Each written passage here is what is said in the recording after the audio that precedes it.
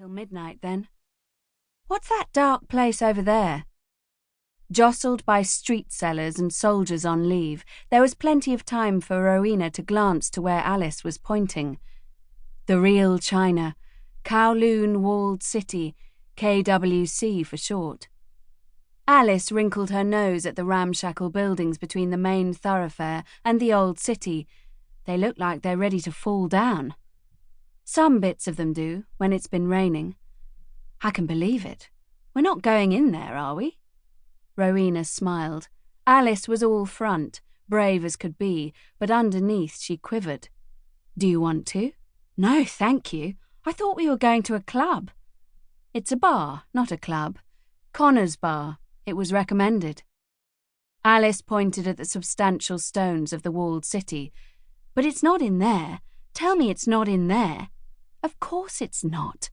Nobody bothers the people inside that place. Even the Hong Kong police have no real jurisdiction. But we're safe out here. Of course, as far as we can be. Alice shook her head despairingly. Rowena Rossiter, I don't know why I let you talk me into this. You know you wanted to. Alice demurred. I must be as mad as you are then, and to think you're a doctor.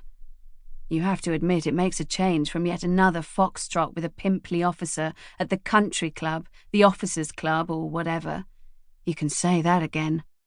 I take it good old Reggie's still in pursuit. Uh-huh. The crowd, divided like a tidal wave, nudged aside by the bonnet of the Austin motor car Rowena had borrowed from Reggie, her would-be and so far unsuccessful seducer. Good old Reggie, she murmured. Alice laughed. Will he expect payment for the loan of his car, if you know what I mean?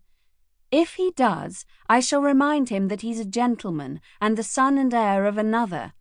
Oh, yes, Alice smirked. One has one's reputation to think of.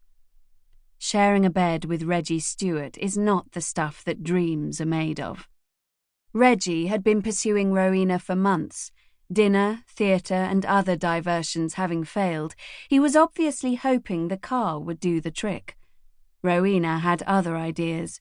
She didn't fancy Reggie. He was too much like every other officer stationed in Hong Kong, an outpost of empire that didn't even warrant a full complement of military personnel.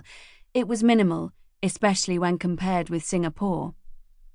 Silk stockings made a rasping sound as they slid out of the car, the humidity of the day lingering to dampen their armpits and have them dabbing their handkerchiefs against their top lips. A figure flickered almost out of vision into a dark alley, immediately attracting Rowena's attention. Then her eyes picked out the name of the store on the corner of the alley and the sign above it. House of Peace. This is the one. Alice followed her into the alley. How did you know what the sign said? Rowena stopped and pointed, her finger following the form of the Chinese character.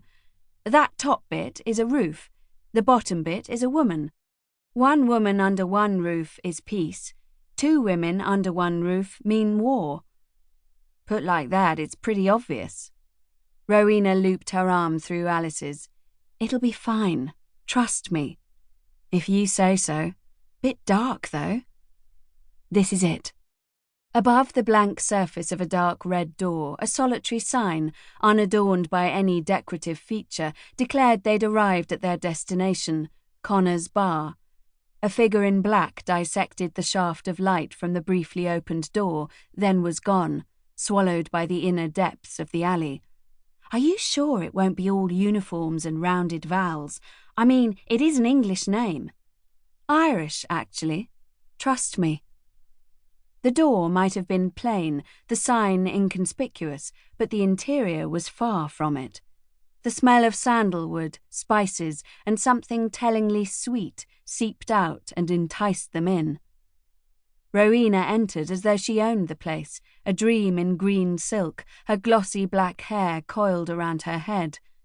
Alice followed nervously. You never told me it was like this, she said in a hushed voice. That's because I didn't know it was. What? Sorry. The truth is I'd heard a rumour about it and just had to take a look, but didn't want to come by myself. Rowena, how could you?